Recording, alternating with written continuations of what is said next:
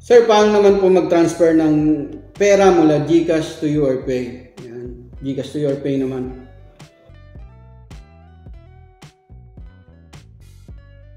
Yo, what's up mga kabayan? Welcome back sa aking channel OFW Nonoy. Bale, ang sunod kong i-share na video kung paano mag-transfer GCash to YourPay naman. Ayan, galing naman po ng GCash, tas YourPay. Baliktad naman po.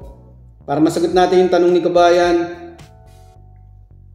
Sir, paano naman po mag-transfer ng pera mula GCash to YourPay? Pinas naman to abroad. Yan, dati po may video po tayo gamit po yung GCash Visa Card. Ito lang po yung way na makapag-transfer tayo GCash to abroad and to Saudi. Kasi wala pong option sa GCash app na international transfer. At saka wala pong charge to mga kabayan kung magkano yung amount na ipapadala nyo, itatransfer. Ganon din po yung ibabawas sa peso. Ayan. May video po tayo nito kung paano mag-apply or kumuha ng GCash Visa Card at paano mag-activate. I-link po natin dyan sa description. Okay, simulan na po natin. And mag-add po tayo. Galing GCash. Ayan, GCash Visa Card ko po gagamitin natin. Try natin kung tatanggapin dito sa YourPay. Punta muna po tayo sa GCash. Check natin kung nakalink na yung... Dapat nakalink na po yung account nyo sa... Yung GCash Visa Card nyo sa GCash app nyo. Login lang kayo sa GCash nyo. Punta po kayo dito sa profile. Dito sa menu tab. Ayan sa pinaka corner. May link accounts. Click nyo po yan. Ayan, GCash card. May video po tayo kung paano mag-activate ng GCash card at paano mag-link. Ayan, GCash cards natin. Kailangan active po yan.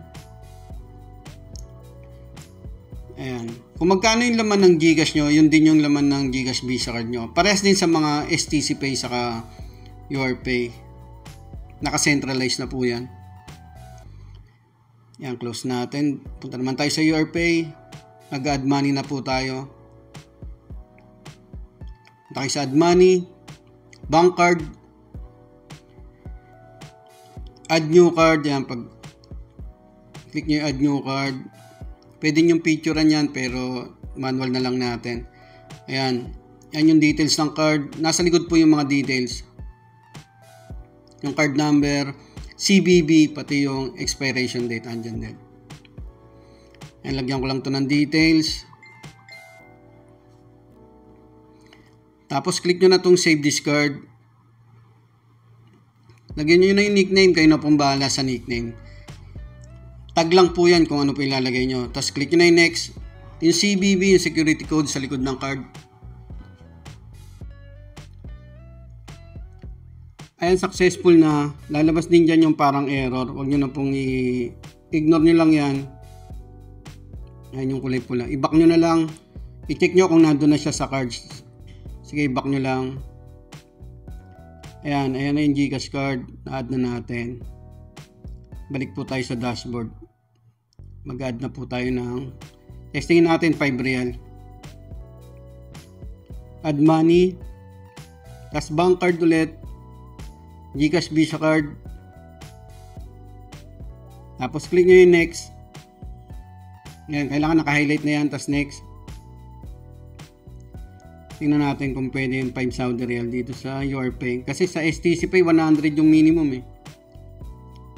Click nyo na yung next. Security code po ulit. Tapos confirm nyo lang. Ayan, GCash Visa Card. Ayan, magsisend ng OTP yung GCash. Ayan, kung ano po yung inad yung ATM, yun po yung magsisend ng OTP. Lagyan nyo lang dyan sa box yung OTP na sinend ng GCash. Confirm nyo lang. Dito po sa part na to, huwag nyo pong ibabak yan mga kabayan. And pag nag-send na yung GCash, ayan, nagkaltas na. Kung magkano po yung amount sa Saudi Real conversion, yan na po yan. Yan, 75. Nasa 15 po siguro yan. Yan, mamaya computin natin. So, 75 pesos sa 5 real. Yan, okay na. Thank you. Successful na yung pag-add natin ng pera galing ng GCash. Ayan na po siya. And ganoon lang po gagawin nyo mga kabayan pag mag-add kayo ng money galing naman ng GCash. Ayan, sa transaction, nandyan din yung transaction natin. Ayan, 5 Saudi Riyal. Maraming salamat.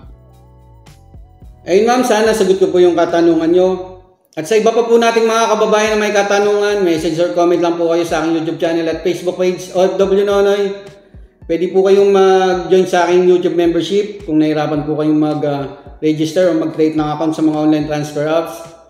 Pwede po kayong matulungan, message lang po kayo sa FB page ko. Mag-iingat po kayo lagi sa paggamit ng online transfer apps.